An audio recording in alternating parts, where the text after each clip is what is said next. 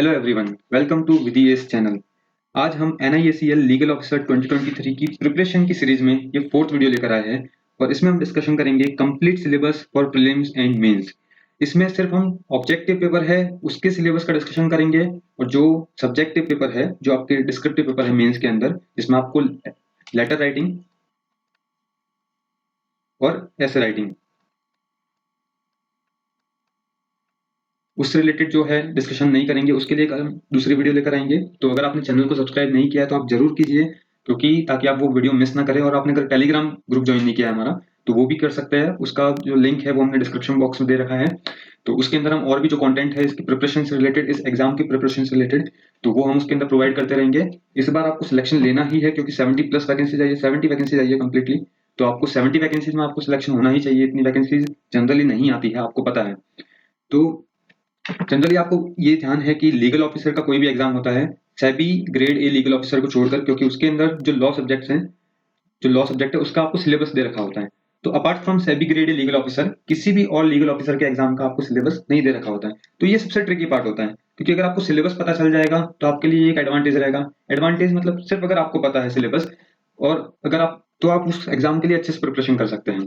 तो जब आपको सिलेबस पता ही नहीं है लीगल ऑफिसर के एग्जाम के लिए, तो फिर आप पढ़ेंगे क्या? क्योंकि लॉज की तो कोई लिमिट है नहीं इंडिया में। There are infinite number of laws.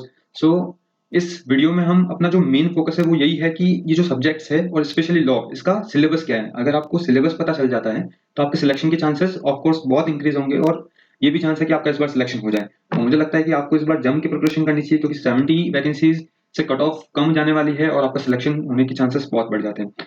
तो चलिए स्टार्ट करते हैं। सबसे पहले हम देखेंगे रीजनिंग का सिलेबस। तो ये सब टॉपिक्स हैं, आप इनका स्क्रीनशॉट ले सकते हैं। चाहे तो आप स्क्रीनशॉट ले लीजिए, इसके फोन के अंदर सेव रखिए। सारे ही टॉपिक्स इंपॉर्टेंट है रीजनिंग के लिए। ये प्री और मेंस दोनों में ही ये सारे टॉपिक्स में से क्वेश्चंस आते हैं। और एग्जाम की डिफिकल्टी लेवल क्या रहती है, इस सेक्शन की डिफिकल्टी क्या लेवल क्या रहता है, ये भी एक बहुत ही इंपॉर्टेंट क्वेश्चन है जो कैंडिडेट्स के माइंड में आता है। तो वो भी मैं बता देता हूँ आपको अभी। समझिए कि ये हमने एक बार बना दिया। ये है डिफिकल्टी, ये एक्सट्रीम डिफिकल्ट हो गया, ये इजी हो गया, ये मॉडरेट हो गया। तो जनरली जो आपका प्रीलिम्स है उसमें ये डिफिकल्टी रहेगी आपके क्वेश्चंस की, और जो आपका मेंस है उसके अंदर ये डिफिकल्टी रहेगी क्वेश्चंस की। ये मैं सबके लिए बता रहा हूँ, ये रीजनिंग के लिए भी बता रहा हूँ, ये मैथ्स के लिए भी बता रहा हूँ, क्वांटिटेटिव एप्टीट्यूड, और ये इंग्लिश के लिए भी बता रहा हूँ। तो आपके जो मेंस का पेपर है उसके अंदर मॉडरेट टू डिफिकल्ट क्वेश्चंस आते हैं, लेकिन मॉडरेट के पास ही, ज्यादा डिफिकल्ट नहीं। और जो प्रीलिम्स है उसके अंदर इजी टू मॉडरेट क्वेश्चंस होते हैं इस लेवल के। तो इससे आपको थोड़ी क्लैरिटी आ गई होगी। और ये सारे ही टॉपिक्स इसके अंदर इंपॉर्टेंट है, ऐसा नहीं है कि कोई टॉपिक आप छोड़ सकते हैं। आपको सारे ही एक बार कर लेने चाहिए, और आप प्रैक्टिस कीजिए जितनी कर सकते हैं सबसे ज्यादा। फिर क्वांटिटेटिव एप्टीट्यूड की बात करें तो क्वांटिटेटिव एप्टीट्यूड में ये सारे टॉपिक्स हैं, इनका भी आप स्क्रीनशॉट ले लीजिए। और इसमें सबसे इंपॉर्टेंट जो होता है वो आपका डेटा इंटरप्रिटेशन होता है। इससे सबसे ज्यादा क्वेश्चंस बनते हैं, और ये करने के लिए आपको रेशियो, प्रोपोर्शन, परसेंटेज और प्रॉफिट एंड लॉस, ये 3 टॉपिक्स ज्यादा अच्छे से करने पड़ते हैं। इससे आप ये जो डेटा इंटरप्रिटेशन का टॉपिक है ये आप अटेम्प्ट कर सकते हैं, ये क्वेश्चन बेसिकली। तो ये भी आपको अच्छे से करना चाहिए। सारे ही टॉपिक्स इंपॉर्टेंट है, सभी आपको करने हैं, बट डेटा इंटरप्रिटेशन के लिए आपको सबसे ज्यादा ये 3 टॉपिक, और एवरेज भी आप देख सकते हैं, ये सारा आपको देखना चाहिए। उसके अलावा नेक्स्ट देख लेते हैं इंग्लिश।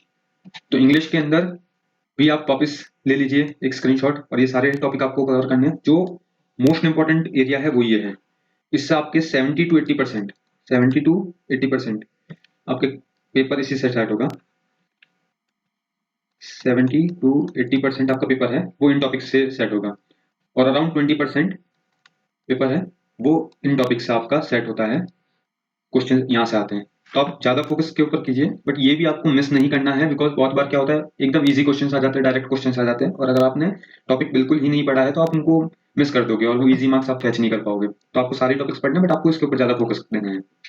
अब हम आते हैं नेक्स्ट जो अपना टॉपिक है, ये सिर्फ आपका मेंस में आएगा। अभी तक जो हमने 3 टॉपिक डिस्कशन किए, 3 सेक्शंस जो डिस्कशन किए हैं सिलेबस, वो आपके प्रीलिम्स और मेंस दोनों में आएगा। और ये जनरल अवेयरनेस है और जो आगे आने वाला लॉ का सब्जेक्ट है वो आपका सिर्फ मेंस में आएगा। तो इसमें ये सारे आपको टॉपिक्स पढ़ने हैं: banking awareness, basic economics, countries, currencies, capitals, current events of national and international importance with focus on financial news, headquarters, government policies, general knowledge on various topics of importance to financial institutions, financial knowledge, important dates and events. अगर आपको ये समझना है कि ये क्या है, कैसे पढ़े और ये कहाँ से पढ़े, तो सिंपल आपको क्या करना है, जैसे ही आप प्रीलिम्स का एग्जाम दे देते हैं, जो कि है 9 सितंबर को, 9 सितंबर को जैसे ही आप पेपर दे देते हैं उसके बाद आइए अफेयर्स क्लाउड की आप जो करंट अफेयर्स की पीडीएफ आती है वो आप पकड़िए और अभी से बैक डेट में पढ़ना स्टार्ट कर दीजिए। बैक डेट मतलब आपको पहले अगस्त की पढ़नी है, फिर आपको जुलाई की पढ़नी है, फिर जून की पढ़नी है। तो अकॉर्डिंग टू योर प्रिपरेशन अगर आपके पास टाइम ज़्यादा है जीके को देने के लिए, जनरल अवेयरनेस सब्जेक्ट को देने के लिए, तो आप क्या कर सकते कर सकते हैं कि आप 6 मंथ्स की पढ़ सकते हैं। और अगर आपके पास टाइम कम है तो आप 3 to 4 मंथ्स की कीजिए। 4 मंथ्स की तो आप प्रिपरेशन कम से कम कीजिए करंट अफेयर्स की, 4 मंथ्स की आपको कम से कम करनी चाहिए। और अगर आपके पास टाइम है तो आप 6 मंथ्स की कर सकते हैं। और जो स्टैटिक पार्ट है, जो ये बैंकिंग अवेयरनेस, बेसिक इकोनॉमिक्स, इससे रिलेटेड जो मटेरियल है आपको मैं टेलीग्राम ग्रुप के अंदर प्रोवाइड कर दूंगा। तो अगर आपने ज्वाइन नहीं किया है तो नीचे डिस्क्रिप्शन बॉक्स में दिए गए लिंक से आप ज्वाइन कर लीजिए। अब सबसे इंपॉर्टेंट और ट्रिकी पार्ट जो प्रोफेशनल नॉलेज का रहता है लॉ सब्जेक्ट का, वो हम डिस्कशन कर लेते हैं इसके सिलेबस का। तो वापस आप स्क्रीनशॉट ले लीजिए इस सिलेबस का, क्योंकि ये जो आपको मैंने टॉपिक्स लिखे हैं जो एक्ट्स के नाम है, ये सारे ही आपके जो लॉ के लीगल ऑफिसर के पेपर्स है उसके अंदर कॉमन है। ये सब में ही इसमें से पेपर बनता है। और इवन मेजोरिटी पार्ट जो 50% से ऊपर जो आपका क्वेश्चंस रहते हैं वो इन्हीं एक्ट्स में से रहते हैं। तो ये आपका सबसे इंपॉर्टेंट एक्ट्स है, आप इनका स्क्रीनशॉट ले लीजिए और इनको आप एडवांस में ही पढ़ के रखिए हमेशा। इनको आपको मिस नहीं करना है किसी भी प्रोफेशनल नॉलेज के सेक्शन के लिए, किसी भी लीगल ऑफिसर के एग्जाम के लिए। उसके बाद अगर आपके पास टाइम है, और इतना होना ही चाहिए, आपको इन सब की रीडिंग लगानी है। जितने एक्ट्स हैं इनका भी स्क्रीनशॉट ले सकते हैं आप। ये जितने एक्ट्स हैं इन सब की आपको एक रीडिंग लगानी है, 1 2 3 जितना आपको टाइम मिले उन सबकी एक रीडिंग लगा दीजिए। ये सारा आपको एक general professional knowledge of law में कंट्रीब्यूट करते हैं ये सारे एक्ट्स। इससे आपको एक जनरली जो नॉलेज होनी चाहिए लॉ की वो हो जाती है, और आपको बेसिकली जो क्वेश्चन फ्रेम होते हैं वो इन्हीं एक्ट्स में से होते हैं।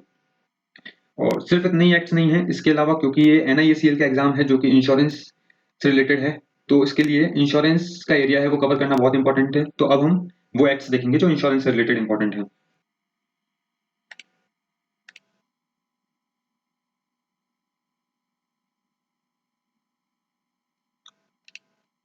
ये सारे आप जो एक्ट्स देख रहे हैं ये सारे इंश्योरेंस से रिलेटेड एक्ट्स हैं। ये सारे आपको टाइटल दिख रहे होंगे एक्ट्स के, और ये सारे आपके डाउनलोड के लिंक्स हैं।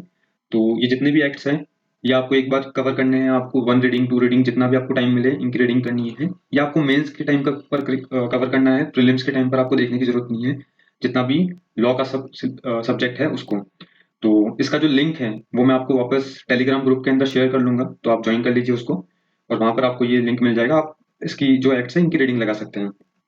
तो आई होप कि आपका जो सिलेबस से रिलेटेड डाउट है वो क्लियर हो चुका होगा इस वीडियो के बाद। इससे रिलेटेड आप कुछ भी डाउट्स हैं एग्जाम से रिलेटेड तो आप मुझे पूछ सकते हैं, कमेंट बॉक्स में भी पूछ सकते हैं, और टेलीग्राम ग्रुप में ज्वाइन करके आप वहां पर भी पूछ सकते हैं। और ऐसे ही वीडियोस और लेकर आऊंगा, पूरे ही एग्जाम को कवर करेंगे हम। जितनी भी आपको प्रिपरेशन के लिए जरूरत है वीडियोस की, जितनी भी इंफॉर्मेशनल कंटेंट की जरूरत है आपको, वो सारा ही सब कुछ ही कवर करेंगे हम। तो आप बने रहिए हमारे साथ, चैनल को सब्सक्राइब कर लीजिए अगर आपने अभी तक नहीं किया है। और थैंक यू फॉर वॉचिंग।